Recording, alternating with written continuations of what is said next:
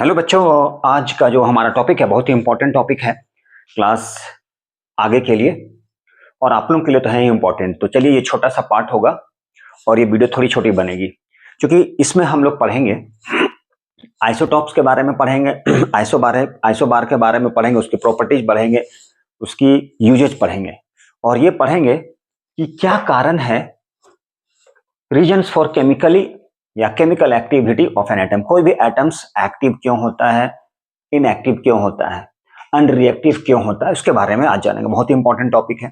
जैसे इसके पिछले वाले टॉपिक में हम लोग वैलेंसी इलेक्ट्रॉन वैलेंसी के बारे में पढ़ चुके थे, इलेक्ट्रॉनिक कन्फिग्रेशन पढ़ चुके थे कि किसी भी एटम्स ऑफ एन एलिमेंट जो है उसका इलेक्ट्रॉनिक कन्फिग्रेशन कैसे फाइंड करते हैं, ऑर्बिटल स्ट्रक्चर कैसे हम लोग दिखा सकते हैं, कैसे ड्रॉ कर सकते हैं। बहुत ही इंपॉर्टेंट था वो भी टॉपिक और ये भी टॉपिक और भी इंपॉर्टेंट होने वाला है।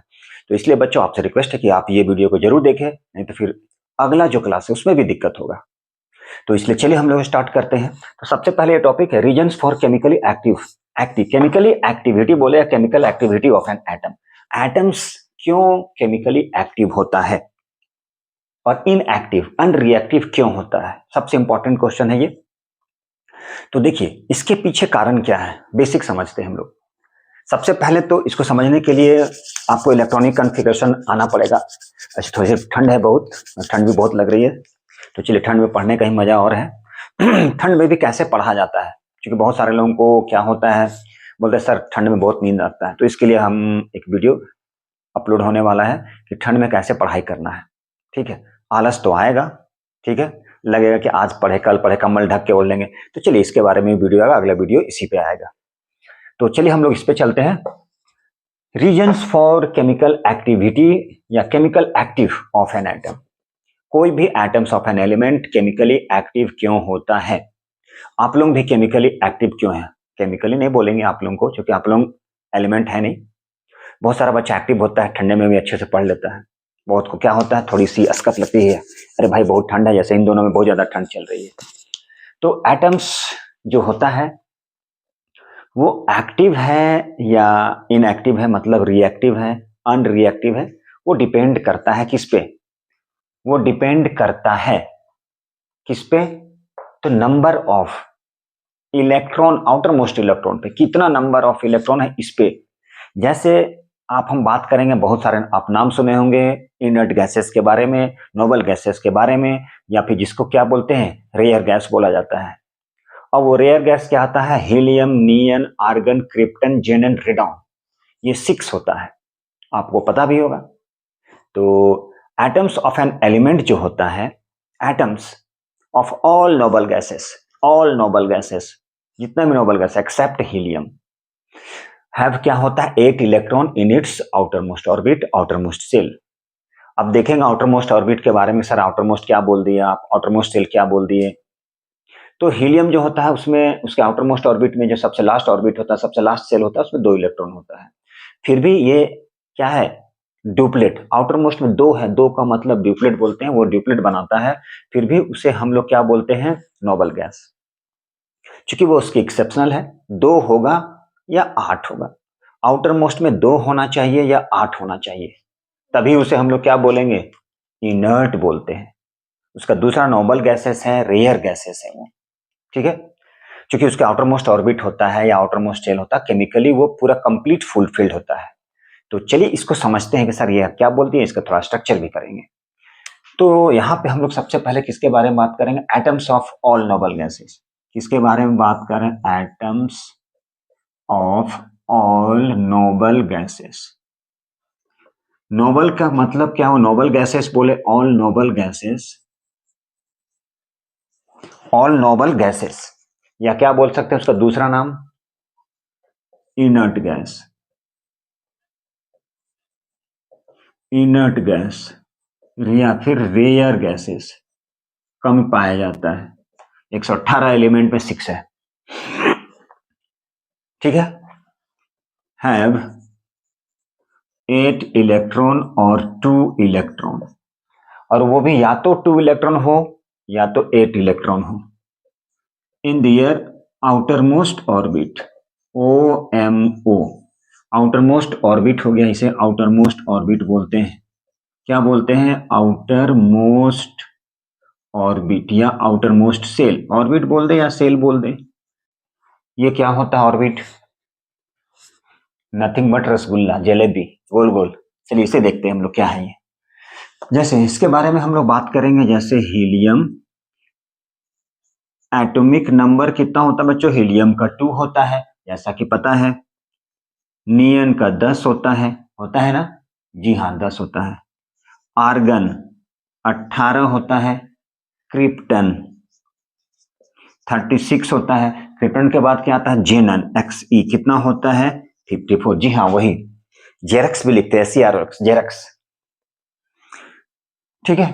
और एक रेडॉन भी होता है, रेडॉन RN, ये होता है शायद हमारा 86। चलिए 86। तो देखिए यहां पे हीलियम जो है, अब क्या है ये आउटर मोस्ट, मतलब के, आपको पता है पहला के सेल में 2। यदि हम इसके स्ट्रक्चर के बारे में बात करेंगे तो ऐसे होता है, कितना है आउटर मोस्ट, इसी को बोलते हैं लास्ट वाले में। यहां पे क्या लिख दे, प्रोटॉन्स, मतलब 2 होता है। यही है number of protons, helium 4 2। Atomic number is equal to number of proton is equal to number of electron. इसे एटॉमिक नंबर जितना होगा नंबर ऑफ प्रोटॉन उतना ही होगा, नंबर ऑफ इलेक्ट्रॉन भी उतना ही होगा। या फिर कोई बच्चा नहीं है तो ऐसे लिख दीजिए, हीलियम ही कर दीजिए। आउटर मोस्ट में 2 होता है, इसे बोलते हैं आउटर मोस्ट लास्ट वाला सेल। तो हीलियम जो है उसके आउटर मोस्ट में 2 होने के बाद भी उसे लोग नोबल गैस बोलते हैं, ठीक है, रेयर गैस बोलते हैं, रेयरली पाया जाता है। ऐसा नहीं है कि सारे एलिमेंट 118 में 6 ही है।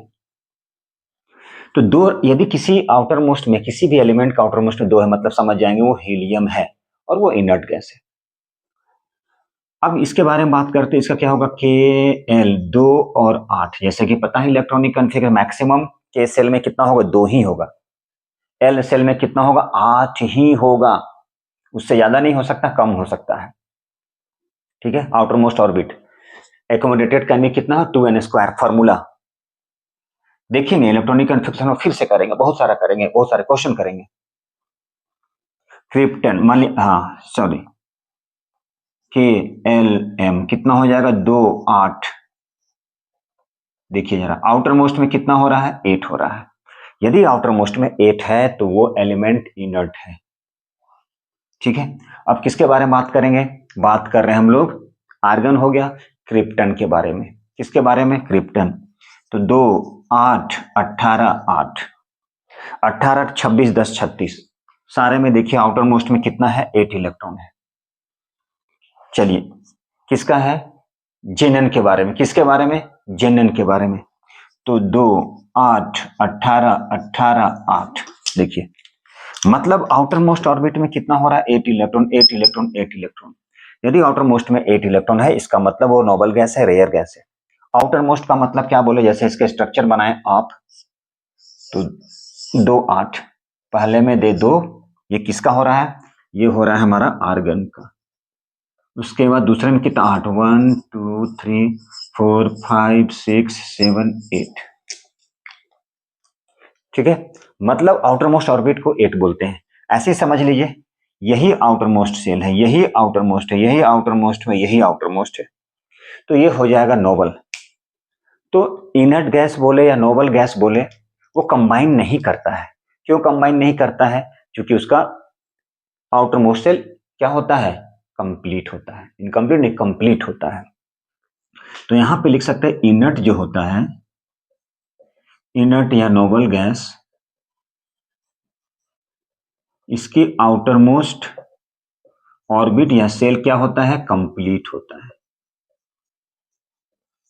क्या होता है, कंप्लीट होता है। इसलिए क्या होता है, ये इनर्ट होता है। क्यों होता है, क्योंकि आउटर मोस्ट सेल क्या है, कंप्लीट है, फुलफिल्ड है। कितना होना चाहिए, तो ये याद रख लिए कि आउटर मोस्ट में या तो 2 होना चाहिए या तो 8 होना चाहिए। आउटर मोस्ट में 2 होना चाहिए या 8 होना चाहिए।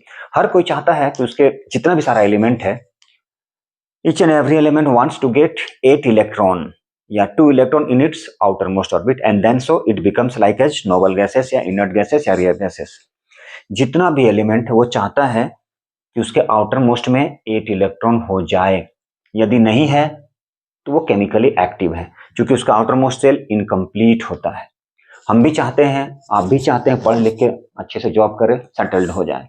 इसी तरह से हर एलिमेंट चाहता है, उसकी एक ही इच्छा है कि भैया उसके आउटर मोस्ट में 2 रहे या 8 रहे।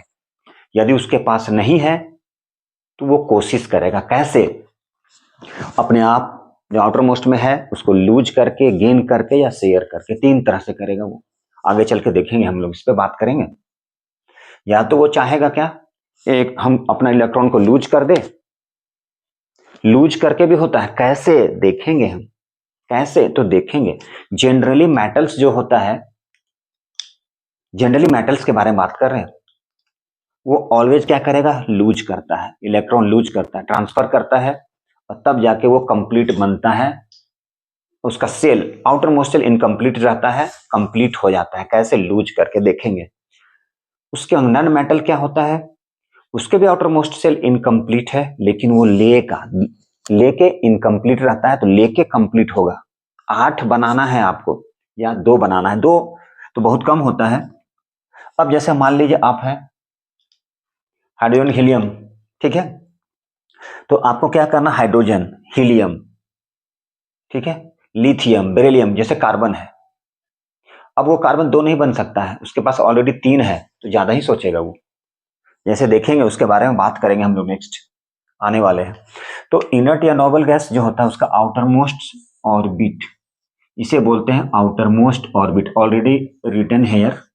आउटर मोस्ट ऑर्बिट या आउटर मोस्ट सेल ही बोलते हैं हम, शॉर्ट में लिखे OMO, आउटर मोस्ट ऑर्बिट या आउटर मोस्ट सेल कंप्लीट होता है। देखिए जरा, देखिए एक चीज रखना है, कंप्लीट कैसे होगा आउटर मोस्ट में, आउटर मोस्ट ऑर्बिट में कितना होना चाहिए, या तो 2 होना चाहिए या तो 8 होना चाहिए।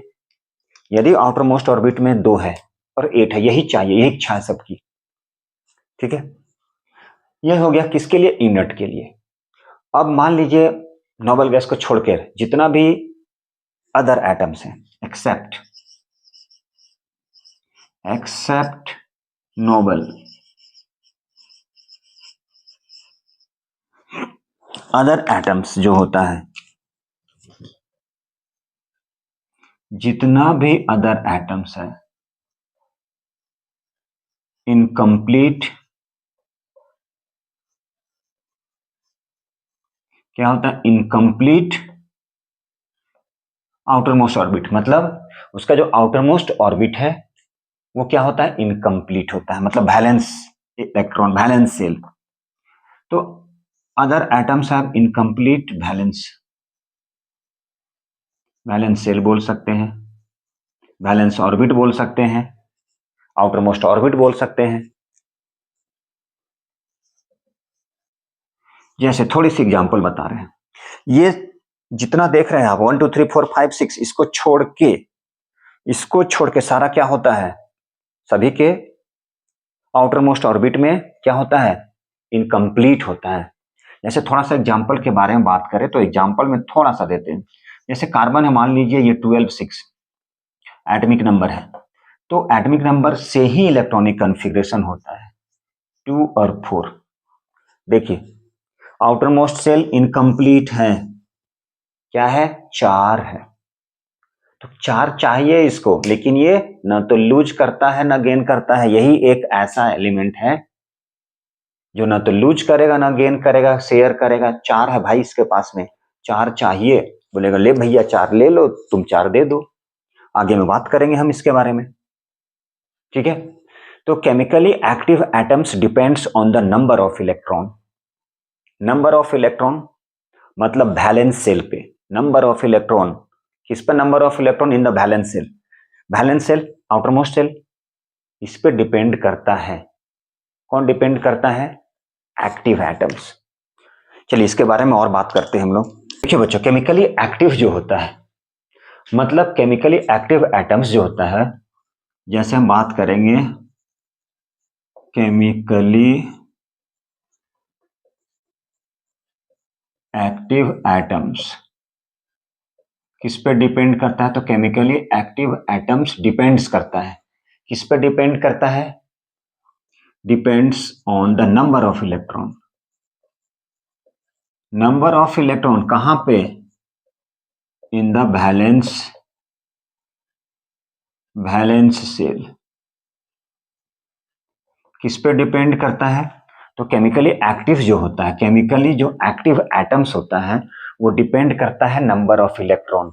लेकिन वो इलेक्ट्रॉन, नंबर ऑफ इलेक्ट्रॉन कहां पे, वैलेंस सेल पे, इन द वैलेंस सेल। दिख रहा है यहाँ पे इन द वैलेंस सेल, मैं बोल भी रहा हूं वैलेंस सेल या आउटर मोस्ट सेल बोल सकते हैं, आउटर मोस्ट ऑर्बिट, इस पे डिपेंड करता है। अब जैसे मान लीजिए हीलियम है, हीलियम के आउटर मोस्ट में 2 है, ध्यान से देखिएगा। जैसे हम बोले helium, mass number, atomic number, इसका ये जो के सेल है उसमें 2 होता है, के सेल है उसमें 2 होता है, किसका, हीलियम का। तो ये कंप्लीट है, ये ठीक है, ये कंप्लीट है। और ये कैसे पता करेंगे कि किस ऑर्बिट में या किस सेल में कितना इलेक्ट्रॉन है, तो भैया maximum number of electron that can be accommodated 2n², ये फॉर्मूला है, इसे याद रखना जो बोर्ड ने दिया था, ठीक है। तो केमिकली एक्टिव जो एटम्स होता है वो डिपेंड करता है, किस पे डिपेंड करता है, नंबर ऑफ इलेक्ट्रॉन पे। और नंबर ऑफ इलेक्ट्रॉन जो क्या होता है, वैलेंस सेल, वैलेंस सेल पे जितना नंबर ऑफ इलेक्ट्रॉन है उस पे डिपेंड करेगा। जैसे एग्जांपल से देखते हैं हम लोग, एग्जांपल लेके समझते हैं। तो देखिए जरा यहाँ पे, ये तो हम लिख लिए, मान लीजिए किसका, ये या तो 2 होना चाहिए या ये 8 होना चाहिए आउटर मोस्ट ऑर्बिट में, जिसके आउटर मोस्ट में 2 इलेक्ट्रॉन है, या 8 इलेक्ट्रॉन आ गया मतलब वो इनर्ट हो गया, कंप्लीट सेल है, इसलिए वो क्या है, इनएक्टिव है, मतलब नॉट एक्टिव, इनर्ट। अभी जस्ट देखिए हम लोग जितने भी सारे इनर्ट गैस है सभी का आउटर मोस्ट सेल या तो 2 था या तो 8 था। अब हम बात करें जैसे मान लीजिए नाइट्रोजन की, ध्यान से देखिएगा 14 और 7, ये होता है मास नंबर, ये होता है हमारा एटॉमिक नंबर। इसकी इलेक्ट्रॉनिक कॉन्फ़िगरेशन फाइंड करें तो सबसे पहले में क्या आएगा, मैक्सिमम 2 इलेक्ट्रॉन के सेल में फिक्स। उसके बाद एल में कितना मैक्सिमम नंबर ऑफ इलेक्ट्रॉन, 8, लेकिन आपके पास में 7 था, 2 आप यूज कर चुके, कितना बचा, 5। ध्यान से देखिए तो 5 बचा। आउटर मोस्ट सेल में कितना हो गया, 5। आउटर मोस्ट सेल या ऑर्बिट में कितना है, 5 इलेक्ट्रॉन है, 5 इलेक्ट्रॉन है। इसका मतलब यहां पे लिखा था किस पे डिपेंड करता है, number of valence shell, valence shell पे डिपेंड करता है। नंबर ऑफ वैलेंस सेल 5 है, 8 से कम है, इसका मतलब क्या है, ये रिएक्टिव हो गया, मतलब outermost shell incomplete, outermost orbit या सेल क्या है, इनकम्प्लीट है, क्या है, इनकम्प्लीट। जबकि इसको क्या चाहिए था, कंप्लीट होने के लिए 2 या 8 चाहिए था आपके पास में, तो इसके पास कितना है, 5 है, इसीलिए क्या है, ये वैलेंस सेल इनकम्प्लीट है तो एक्टिव हो गया ये। अब कैसे बनेगा ये, क्योंकि हर जितना भी सारा एटम्स ऑफ एन एलिमेंट को क्या चाहिए, या तो 2 चाहिए या तो 8 चाहिए। अब इसके पास 5 है, अब ये कभी भी 2 नहीं आएगा, बल्कि ये क्या करेगा, अब ये ऑलवेज गेन करेगा, ऑलवेज गेन करेगा। क्यों, ये ऑलवेज, इसके पास कितना चाहिए 8 कंप्लीट करने के लिए, तो भैया 3 इलेक्ट्रॉन, 5 है इसके पास में, तो ये 3 इलेक्ट्रॉन को गेन करेगा, गेन ऑफ 3 इलेक्ट्रॉन, तब जाके क्या हो जाएगा, ये इसका सेल कंप्लीट होगा। अभी ये क्या है, इनकम्प्लीट है, इसीलिए रिएक्टिव है। अब कंबाइन करेगा, इधर उधर भागेगा, भैया हमको 8 चाहिए, किसके पास, किससे लें, देने वाला कौन है, मेटल से, देने वाला कौन है, मेटल से। क्यों, क्योंकि मेटल्स के आउटर मोस्ट ऑर्बिट में 1, 2 और 3 ही होगा, नन मेटल में 5, 6, 7, 8 नहीं, 8 होगा तो इनर्ट हो जाएगा। तो मेटल ऑलवेज लूज करेगा, नन मेटल ऑलवेज गेन करेगा, कार्बन ही है जो शेयर करता है। तो ये किससे लेगा, तो देगा कौन, देता वही जो छप्पड़ फाड़ के। कहने का मतलब ये हुआ कि ये मेटल ही लूज करेगा, उसके बारे में बात करेंगे हम लोग, आगे चल के पढ़ेंगे कोवैलेंट, कोऑर्डिनेट। ठीक है, आयोनिक। ठीक है, तो इसके बारे में आगे पढ़ना है, पढ़ लेंगे हम लोग उसे। तो ये क्या हो गया, अब देखिए यहाँ पे ये था नॉन मेटल। अब हम अलग अलग करके मेटल्स और नॉन मेटल्स के बारे में बात करते हैं। ये मेटल्स ले लेते हैं और ये नॉन मेटल्स ले लेते हैं। थोड़ी सी एग्जांपल देख लेते हैं। तो ये नॉन मेटल था, कैसे पता चलेगा नॉन मेटल्स, जान लीजिए जिसके आउटर मोस्ट में 5, 6, 7 इलेक्ट्रॉन हो वो क्या होता है, नॉन मेटल होता है। और नॉन मेटल क्या होता है, ऑलवेज गेन ऑफ इलेक्ट्रॉन, वो इलेक्ट्रॉन को हमेशा गेन करता है। आप देख चुके, आउटर मोस्ट में कितना है, 5, कितना चाहिए, 3, तो वो 3 लेगा दूसरे से, बोलेगा दे भाई। अब देने वाला कौन है, तो चलिए देखें हम लोग। मेटल के आउटर मोस्ट में 1, 2, 3 इलेक्ट्रॉन होता है और मेटल ऑलवेज क्या करता है, ऑलवेज लूज करता है, always loses of an electron, electron को ऑलवेज लूज करेगा। चलिए देखें यहां पे, मान लीजिए हम बात करते हैं सोडियम की, बात करते हैं किसकी, सोडियम की। तो sodium mass number 23, atomic number 11। कैसे पता करेंगे आउटर मोस्ट में कितना है, सर इलेक्ट्रॉनिक कॉन्फ़िगरेशन से। तो चलिए इलेक्ट्रॉनिक कॉन्फ़िगरेशन भी फाइंड कर ले। K shell, L shell, M shell. K में कितना होता है, मैक्सिमम 2। एल में कितना होता है, मैक्सिमम 8। चलिए 8 रख दिए, हमारे पास था, कितना बच गया, 1। आउटर मोस्ट में कितना हो गया, आउटर मोस्ट ऑर्बिट में कितना हो गया, 1 इलेक्ट्रॉन। मतलब ये मेटल हो गया। आप इससे डिसाइड कर सकते हैं कि कौन सा एलिमेंट मेटल्स है या नॉन मेटल्स। क्लास 10th में भी पढ़ना है ये, क्लास 10th सीबीएसई में पढ़ना है, आईसीएसई में तो बात छोड़िए, 8 से पढ़ता है, 7 से पढ़ता है उन लोग। ठीक है, इसलिए इसको अच्छे से समझते हैं। जिसके आउटर मोस्ट में 1, 2, 3 है वो क्या कहलाएगा, मेटल्स कहलाएगा, मेटल्स, मेटल्स। इसके आउटर मोस्ट में 1 है, मेटल हो गया, डिसाइड करता है। Outer most orbit 1 electron, valence electron और वैलेंसी हो गया। लेकिन किसके कंडीशन में, मेटल के कंडीशन में।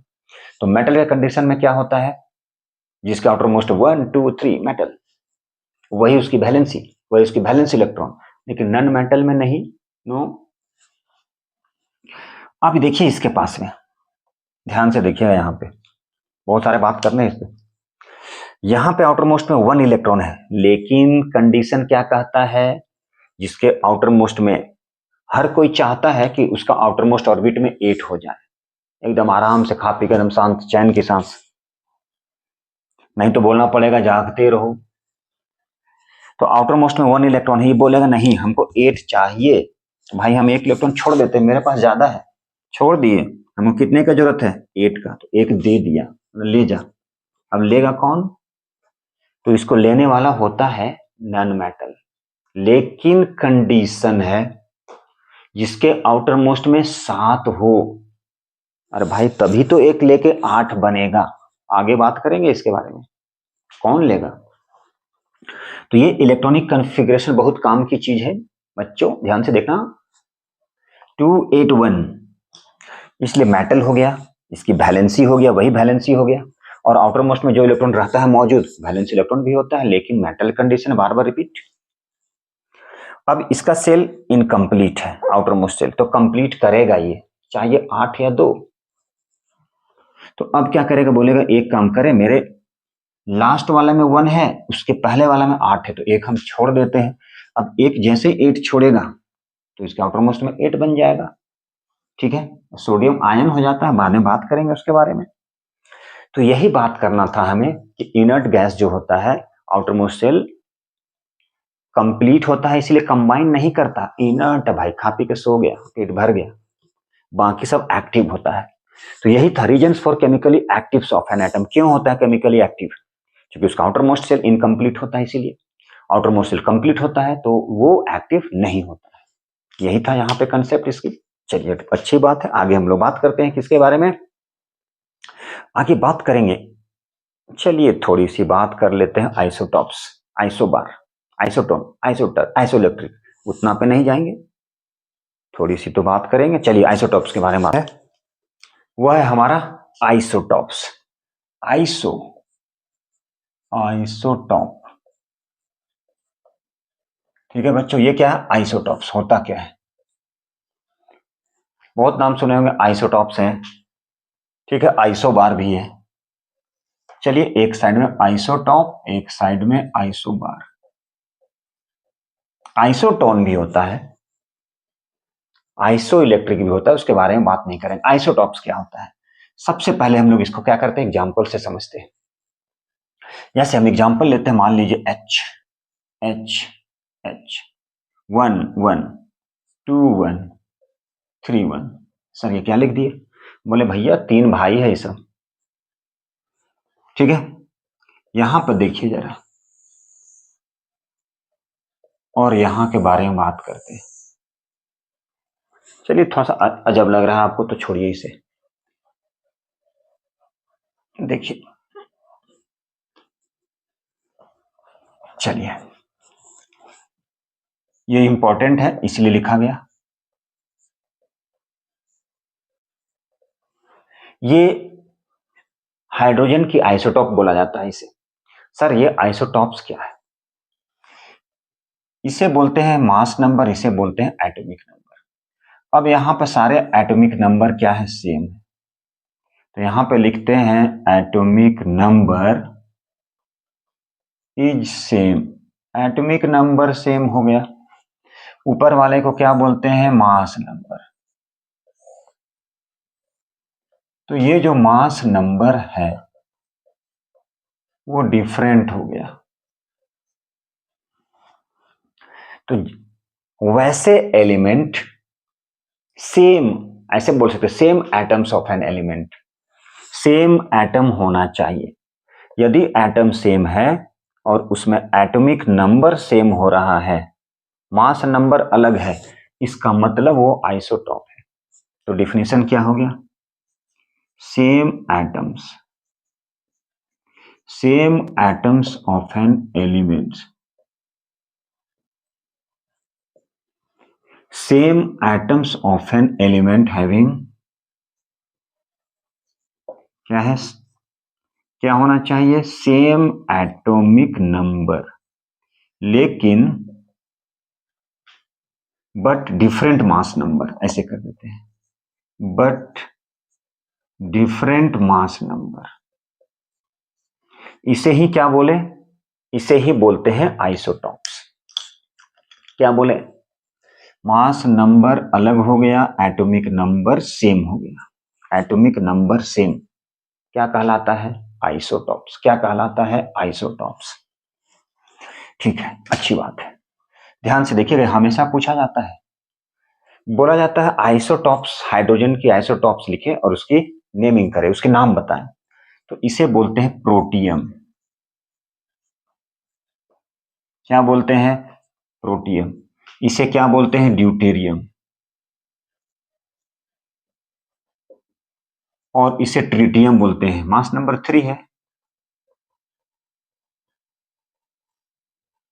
ठीक है, तो क्या बोले? इसे बोलते हैं प्रोटियम, इसे बोलते हैं ड्यूटेरियम और इसे बोलते हैं ट्रिटियम। ठीक है, याद रखना है इसे।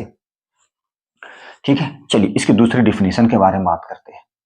ध्यान से देखिएगा, यहाँ पे स्पेस नहीं है। चलिए, अब इसमें हम बात करते हैं number of protons, number of neutrons, number of electrons. तो इसमें भी बात करेंगे, इसमें भी बात करेंगे, इसमें भी बात करेंगे, इसमें भी और इसमें भी। इसमें क्या है? एटॉमिक नंबर जो होता है वह नंबर ऑफ प्रोटॉन होता है।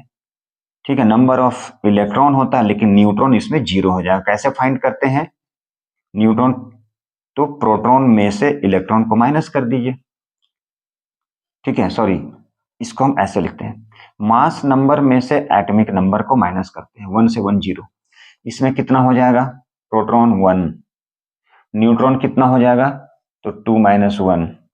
इसमें कितना हो जाएगा? इलेक्ट्रॉन, इलेक्ट्रॉन, तो इसमें इलेक्ट्रॉन 1 होगा। याद रखना है, atomic number, number of proton, number of electron. Number of neutron find करना है तो मास नंबर में से एटॉमिक नंबर को माइनस करते हैं। ठीक है, मास नंबर से एटॉमिक नंबर को माइनस कर दिए। इसमें लिखते हैं number of protons, number of electrons, neutron 3 - 1। 3 - 1 = 2। अब इसमें देखिए जरा, number of proton same, number of neutron different. इसमें 0 है, इसमें 1 है, इसमें 2 है, वो कहलाता है आइसोटॉप्स। दूसरा definition, number of proton is same but number of neutron is different. देखिए, प्रोटॉन सेम है, ध्यान से देखिएगा, प्रोटॉन सेम है, न्यूट्रॉन डिफरेंट है, क्या कहलाएगा? आइसोटॉप्स। क्या कहलाता है? आइसोटॉप्स। क्या कहलाता है? आइसोटॉप्स। यही था हमारा आइसोटॉप्स। ठीक है, अब थोड़ी सी आइसोटॉप्स की प्रॉपर्टीज चलते हैं, फिर उसके बाद यूजेज चलेंगे। तो आइसोटॉप्स जो है उसकी प्रॉपर्टीज क्या है? चलिए, ये फॉर्मूला था, atomic number, number of proton, number of electron. चलिए इसे मिटाते हैं। अब थोड़ी सी प्रॉपर्टीज, फिजिकल प्रॉपर्टीज, केमिकल, देखिए जरा ध्यान से। आइसोटॉप्स जो होता है उसकी प्रॉपर्टीज, तो उसमें केमिकल उसका जो प्रॉपर्टीज होता है सेम होता है, लेकिन फिजिकल प्रॉपर्टीज डिफरेंट होता है। आइसोटॉप्स जो है उसकी प्रॉपर्टी,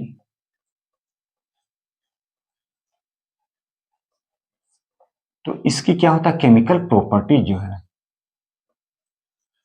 केमिकल प्रॉपर्टीज जो होता है is same but different physical property. उसकी फिजिकल प्रॉपर्टीज क्या है? डिफरेंट है। किसकी? आइसोटॉप्स की। ठीक है, केमिकल प्रॉपर्टी। जैसे हम बात करें, मान लीजिए क्लोरीन 737 और क्लोरीन 35, दोनों भाई भाई, एक तरह से समझिए, एक ही घर में रहेगा, एक ही घर में रहेगा, जो खाएगा वो भी वही खाएगा। कहने का मतलब सेम रिएक्शन होता है दोनों में, इसमें जो रिएक्शन होगा इसके साथ भी वही रिएक्शन होगा, मतलब है सेम रिएक्शन, दोनों में क्या होगा? सेम रिएक्शन होगा। मतलब क्लोरीन 37 के साथ में जो रिएक्शन होगा, क्लोरीन 35 के साथ में भी वही रिएक्शन होगा, लेकिन फिजिकल प्रॉपर्टीज दोनों में अलग हो जाएगा। क्या हो जाएगा? दोनों की फिजिकल प्रॉपर्टीज डिफरेंट हो जाएगा। ठीक है, दोनों की फिजिकल प्रॉपर्टीज डिफरेंट है। केमिकल प्रॉपर्टी सेम है, लेकिन फिजिकल प्रॉपर्टी दोनों की डिफरेंट है। जैसे हम थोड़ी सी बात करते हैं, मान लीजिए हाइड्रोजन की, क्योंकि आपको पता है हाइड्रोजन, अब यहां से देखिए, इसको प्रोटियम बोलते हैं, इसको ड्यूटेरियम बोलते हैं। दोनों की केमिकल प्रॉपर्टीज सेम हो गया, दोनों की केमिकल प्रॉपर्टीज, सीपी मतलब chemical properties, chemical properties same, लेकिन फिजिकल प्रॉपर्टी दोनों का अलग हो जाएगा। फिजिकल प्रॉपर्टी में जैसे हम बात करें बॉइलिंग पॉइंट की, मान लेते हैं बीपी, बॉइलिंग पॉइंट।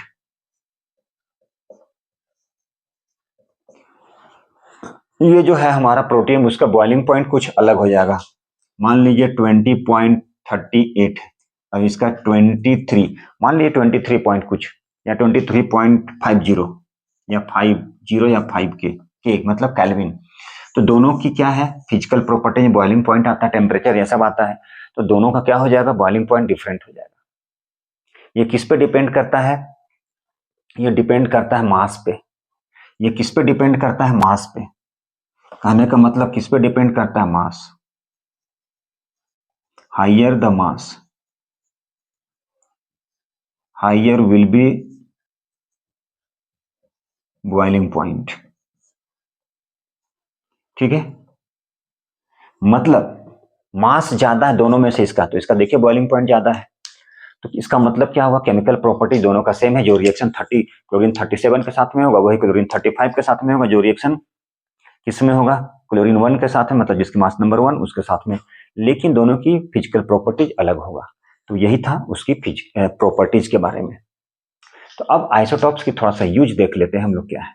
ठीक है, उसकी फिजिकल प्रॉपर्टीज देख लिए, केमिकल प्रॉपर्टीज क्या होता है, कैसे डिपेंड करता है।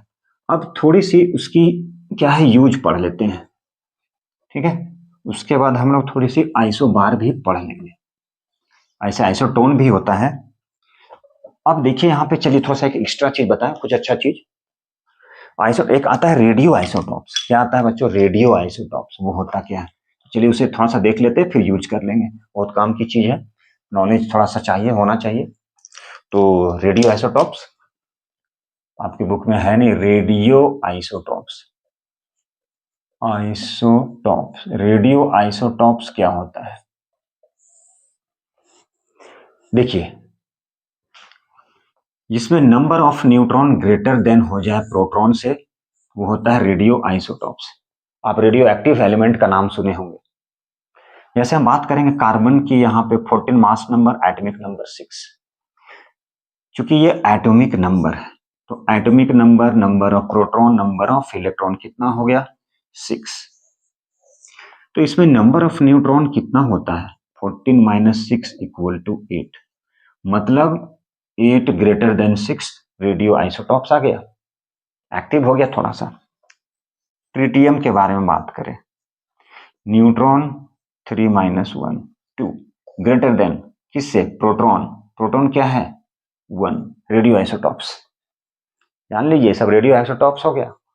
इसी तरह से है। अब थोड़ी सी यूजेज देखते हैं, किसकी यूज पढ़ रहे हैं? आइसोटॉप्स की। किसकी पढ़ रहे हैं? आइसोटॉप्स। किसकी पढ़ रहे हैं? आइसो मतलब सेम होता है, आइसो का मतलब सेम हो गया, आइसोटॉप्स। तो रेडियो आइसोटॉप्स, जैसे आइसोटॉप्स में आता है कोबाल्ट 60, जिसका यूज कैंसर के ट्रीटमेंट में मेडिकल पर्पस में यूज करते हैं। ये जो कोबाल्ट होता है, ये होता है आइसोटॉप्स। इसका यूज कहाँ करते हैं? कैंसर के ट्रीटमेंट में। कैंसर के ट्रीटमेंट में यूज करते हैं हम लोग कोबाल्ट।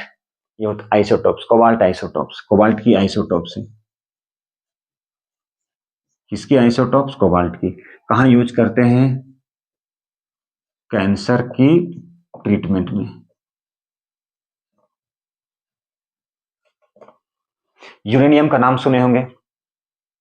यूरेनियम क्या है? ये रेडियो एक्टिव एलिमेंट होता है। इसके बारे में आप पढ़े होंगे या ना पढ़े होंगे तो ठीक है, आगे चल के उसका भी 2 आइसोटॉप्स होता है। चलिए कहीं लिख दे क्या यूरेनियम का, 23592 और एक होता है 23892। ये रेडियो एक्टिव होता है एलिमेंट, ठीक है। इसका यूज कहाँ करते हैं? पावर प्लांट के लिए, as fuel in power plant. Power plant में इसका यूज कर, बहुत ज्यादा एनर्जी देता है ये। कम थोड़ा सा यूज करेंगे, ज्यादा एनर्जी मिलेगा, ठीक है। इसके बारे में बात करेंगे हम लोग, ठीक है। और एक होता है आयोडीन, जिसका यूज होता है, आपको पता है आयोडीन नमक खाना चाहिए। ग्वाइटर के ट्रीटमेंट में करता है, गला बड़ा हो जाता है, ठीक है। ग्वाइटर के ट्रीटमेंट में यूज करते हैं आयोडीन का। 131 51 51 52 51 52 53 कहाँ यूज करते हैं iodine? I for iodine, goitre, goitre के ट्रीटमेंट में। कहाँ यूज करते हैं? ग्वाइटर, गला बड़ा हो जाता है, घेंघा रोग जिसको बोलते हैं, उसके ट्रीटमेंट में यूज करते हैं। तो ये था बच्चों यूजेज, कहाँ कहाँ यूज करते हैं। और ये था रेडियो आइसोटॉप्स, था एक्टिव होता है वो। कैसे पता चलेगा? Number of neutron greater than proton से, तो रेडियो आइसोटॉप्स हो जाता है, नया चीज है। जैसे यूरेनियम रेडियो एक्टिव होता है, इसके बारे में बात करेंगे। जैसे पावर प्लांट हमारे यहाँ बहुत कम है, ये यूरेनियम से चलता है, एज ए फ्यूल के रूप में इसका यूज करते हैं। जापान सबसे कंट्री जो है सबसे ज्यादा मैक्सिमम यूज करता है इसमें पावर प्लांट का, 32 या 33%। इंडिया में 4% ही यूज होता है। चूंकि इसका यूज नहीं कर सकते हैं, बहुत ज्यादा रेडियो एक्टिव होता है, इसके बहुत ज्यादा प्रिकॉशंस रखना पड़ता है। इसके बारे में डिटेल बात करेंगे हम लोग, फिजन फ्यूजन रिएक्शन बहुत सारे कुछ है। तो ये था हमारा आइसोटॉप्स के बारे में। अब थोड़े से समझते हैं आइसोबार होता क्या है।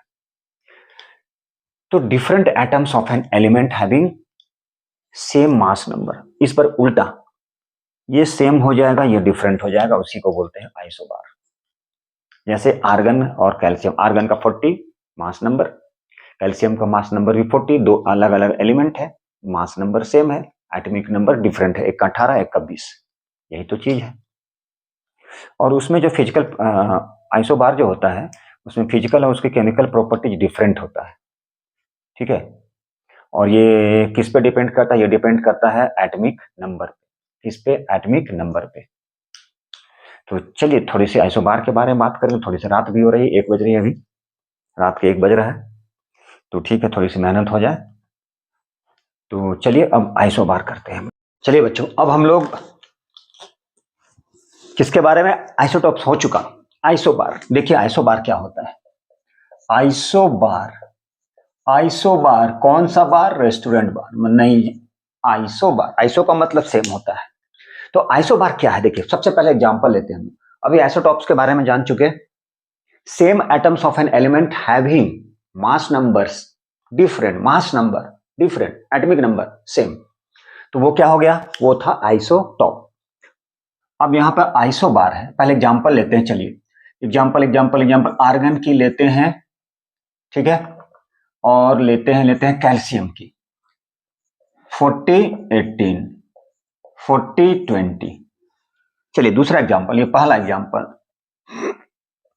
दूसरा एग्जांपल लेते हैं क्रोमियम, ठीक है, और आयरन की, क्रोमियम और आयरन की 54, ये आ जाएगा 26, 24। अब यहां पर देखिए, ये इसे बोलते हैं मास नंबर, इसे बोलते हैं मास नंबर। मास नंबर क्या हो गया? सेम हो गया। और ये जो होता है ये क्या है? नीचे वाले को, सबस्क्रिप्ट को बोलते हैं atomic number. Mass number same, atomic जो नंबर था, एटॉमिक नंबर जो था वो क्या हो गया? वो हो गया डिफरेंट। मतलब ये क्या कहलाया? आइसोबार। यहां भी सेम कंडीशन है। तो सेम कंडीशन क्या है? ये जो मास नंबर हो गया वो सेम हो गया, देखने भी लग रहा है दोनों सेम ही है।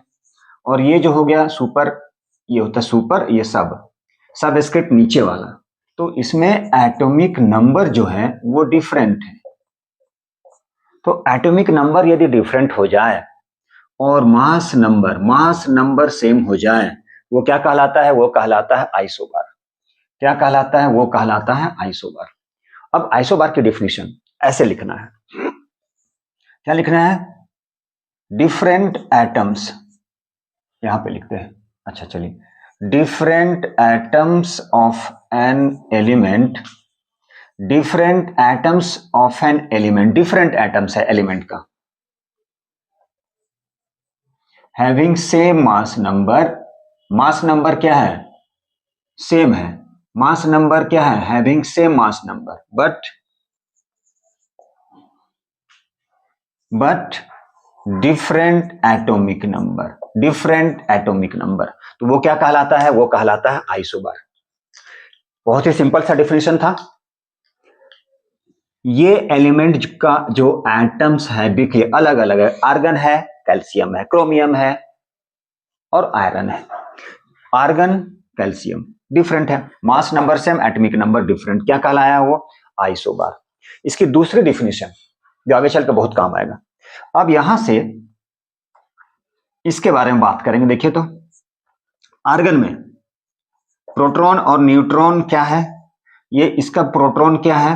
18 है। न्यूट्रॉन क्या है? माइनस कर दीजिए, क्या हो जाएगा? 22, 30, 40, 22 आ गया, माइनस कर दिए। Neutron, number of neutron A minus Z, 40 में से 18 माइनस कर दीजिए, तो 10 से 8 2 बच गया, 3 से 3 से 1 क्या हो जाएगा? 372 हो जाएगा।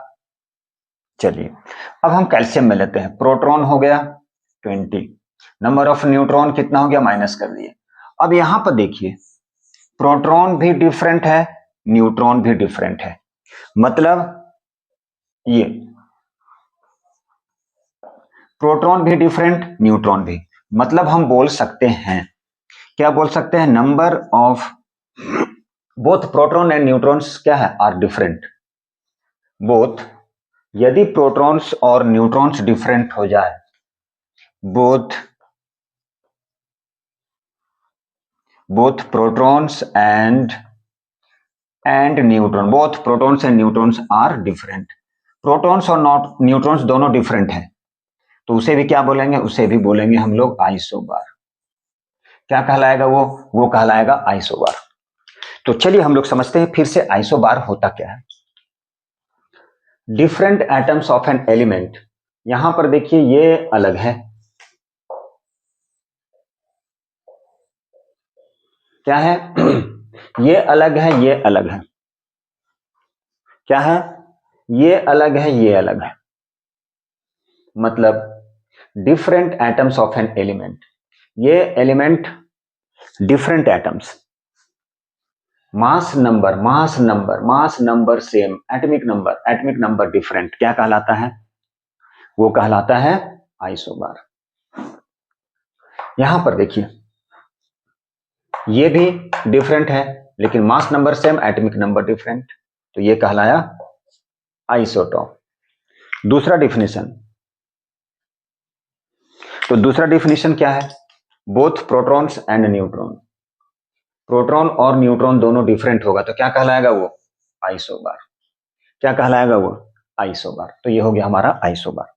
एक चीज और याद रखने का है, ये जो आइसोबार होता है, आइसोबार में क्या होता है, फिजिकल एंड केमिकल प्रॉपर्टीज,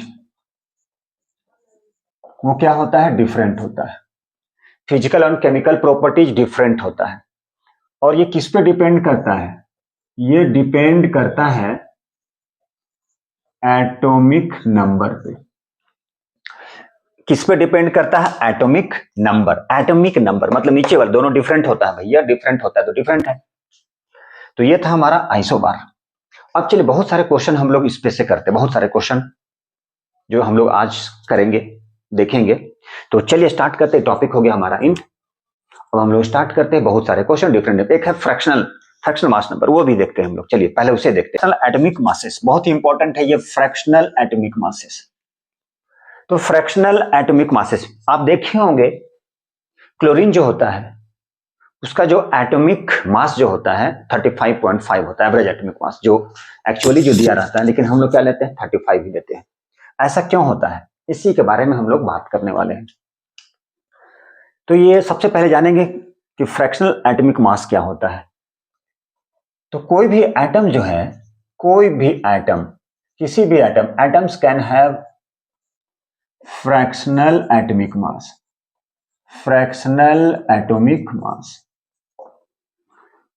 जैसे किसी भी एटम्स ऑफ एन एलिमेंट में atoms can have fractional atomic mass, मतलब एटम्स में फ्रैक्शनल एटॉमिक मास हो सकता है। जैसे एग्जांपल है, मान लीजिए एग्जांपल के बारे में बात करेंगे, तो जैसे एटॉमिक मास क्लोरीन की कितना होता है 35.5, एटॉमिक मास ऑफ क्लोरीन कितना होता है 35.5, आप देखे भी होंगे। यदि बुक में दिया रहता 30.5 तो हम लोग जैसे मान लीजिए मोलर मास फाइंड करते हैं, मोलिकुलर मास फाइंड करते हैं, तो उस समय क्या लेते हैं 35.5।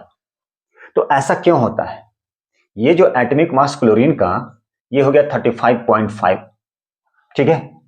तो होता क्या, फ्रैक्शनल एटॉमिक मास क्या होता है, फ्रैक्शनल एटॉमिक मास क्या होता है, तो यहां पे लिखते हैं fractional atomic mass. Fractional atomic mass होता क्या है, इसके बारे में जानेंगे कि फ्रैक्शनल एटॉमिक मास क्या है। ये एक ऐसा एटॉमिक मास है, it is that atomic masses of an element, क्या है, it is that atomic masses of an element, जो क्या होता है, जो रिप्रेजेंट करता है, represent average weight of naturally occurring, average weight of naturally occurring isotopes, naturally occurring isotopes.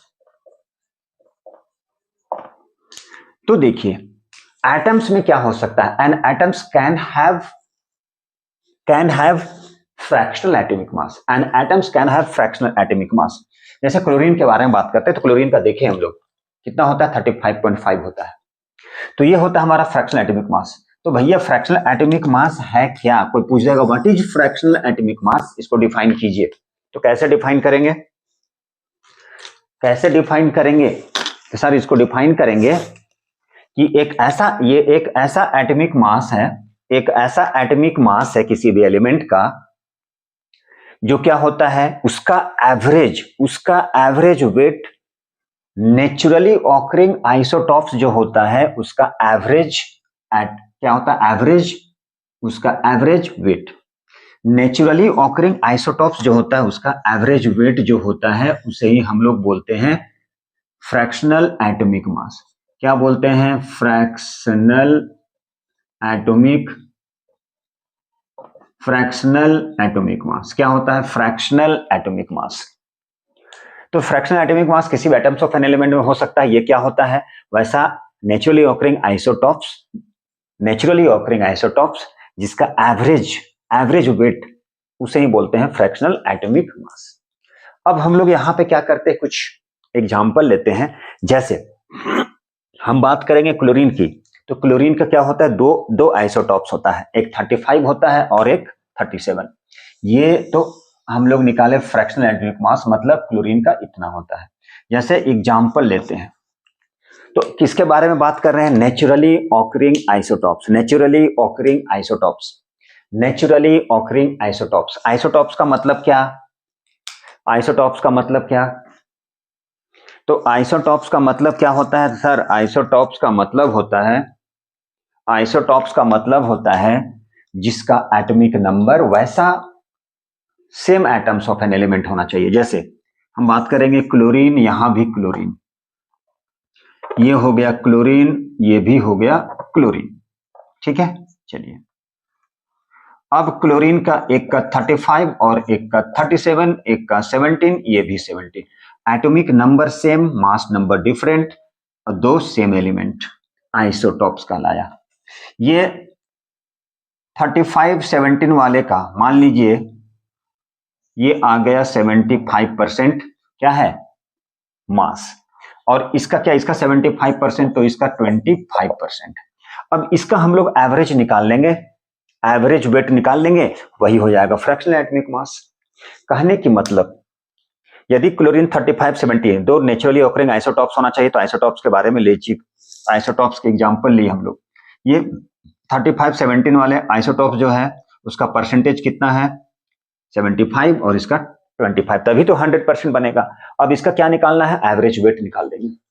देखिए बच्चों, ये जो है दो नेचुरली ऑकरिंग आइसोटॉप्स है क्लोरीन के, 35 37। अब ये जो सैंपल था 35 वाला क्लोरीन, वो 75% है और ये 25% है। यदि इसका हम लोग निकाल ले एवरेज वेट, वही कहलाता है fractional atomic mass of chlorine. तो एवरेज वेट निकालते हैं, चलिए। तो ये है 75%, मतलब 75% मतलब 75/100 इंटू 35 है। मास निकाल रहे हैं, एटॉमिक नंबर नहीं लेना है। ये है 25/100 इंटू 37। अब इसे कैलकुलेट करते हैं, यही आ जाएगा फ्रैक्शनल एटॉमिक मास। 25 3 जा 25 4 जा 25 1 जा 25 4 जा, अब ये आ गया 3 इंटू 35/4 प्लस ये आ गया 37/4। अब इसको कैलकुलेट करते हैं, एलसीएम ले लिए तो 4 आ गया, ऊपर में सेम आ जाएगा, एलसीएम पता है। 5 3 जा 15, 5 कैरी 1, 3 3 जा 9, 1 10 प्लस 37, ये हो जाएगा 142/4। अब इसको डिवाइड करेंगे तो ये आएगा 35.5। देखिए आ गया यू, एटॉमिक मास यूनिट जिसे बोलते हैं हम लोग। तो ये हो गया हमारा एवरेज, यही कहलाता है fractional atomic mass of chlorine. तो उम्मीद है समझ में आ रहा होगा फ्रैक्शनल एटॉमिक मास। यदि क्वेश्चन में लिखा रहता ये क्लोरीन है, ब्रोमीन है, कुछ भी लिखा रहता, इसका 75 दिया जाता, इसका बोला नहीं पता है एक्स कितना परसेंट होगा, और टोटल एवरेज वेट दे दिया, इसका वेट दिया रहता, इसका वेट गिवन रहता, तो इसका जो वेट है, इसका वेट गिवन रहता, ठीक है, इसका वेट गिवन दिया रहता, बोलता ये क्लोरीन 35 ये दिया है 75%, तो बोला जाता है क्लोरीन 37 जो है कितना परसेंट होगा इस मिक्सचर में।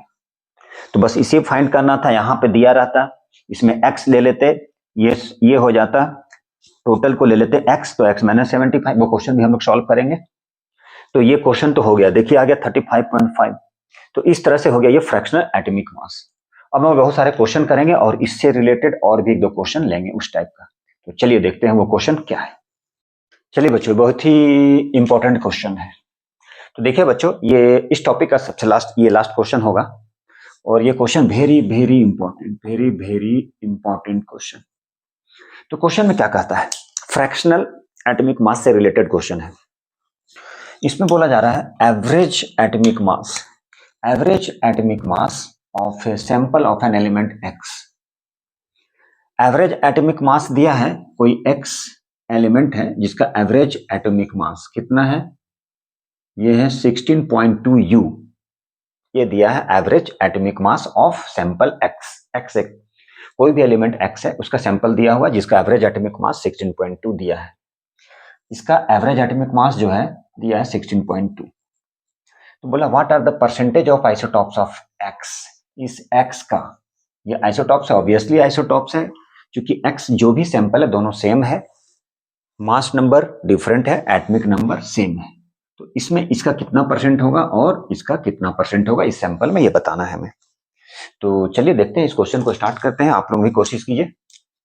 सबसे पहले हम सपोज कर लेते हैं कि ये वाले को ले लेते हैं। ये जो सैंपल 16 और 8 है, इसे ले लेते हैं y% है। ये जो सैंपल है इसका y%। तो ये जो सैंपल x 18 8 जो है, इसका कितना हो जाएगा, 100 माइनस y% होगा। क्योंकि टोटल परसेंट तो पता है आपको 100 है। एक का दिया गया है, ये जो आइसोटॉप्स है एक्स वाला 16 8, मास नंबर 16 8, इसका सैंपल ले लिया है कि ये y% है। तो ये कितना होगा, टोटल 100% होता है, तो 100 से माइनस कर दिए y को, तो 100 माइनस y% हो गया। और एवरेज एटॉमिक मास तो दिया है, तो चलिए लिखते हैं यहां से एवरेज एटॉमिक मास किसका, x का, जो सैंपल x है। क्या निकालेंगे, पहले लिखेंगे y इंटू 16/100। 16/100 किसका, इस x वाले का। तो इस x का कितना दिया है, y%। तो y/100 इंटू 16 लिख सकते हैं। यदि आपको ज्यादा कंफ्यूजन लगे तो आप ऐसा कर सकते हैं, y% है तो y/100 इंटू किसका लिए, कौन सा मास नंबर, किसका मास नंबर, ये x वाले सैंपल का मास नंबर, प्लस ये कितना है, देखिए तो जरा, ये कितना है, 100 minus y divided by 100 into 18। 18 वाले का कितना परसेंट, 100 माइनस y%। चलिए ठीक है। एवरेज एटॉमिक मास कितना दिया है, 16.2। तो 16.2 सिंपल है, सॉल्व करना है इसे। 100 minus y into 18 divided by 100। बस सिंपल, इसको सॉल्व कर लीजिए, आंसर आएगा। तो अगला स्टेप हम लोग, चलिए धीरे धीरे इसको बढ़ाते हैं। इसे मल्टी 16y डायरेक्ट करते हैं, चलिए डायरेक्ट करते हैं, आप लोग भी सॉल्व कीजिए, डायरेक्ट करते हैं। एलसीएम हो गया 100, 16y प्लस 1800 मल्टीप्लाई कर दीजिए, माइनस 18y।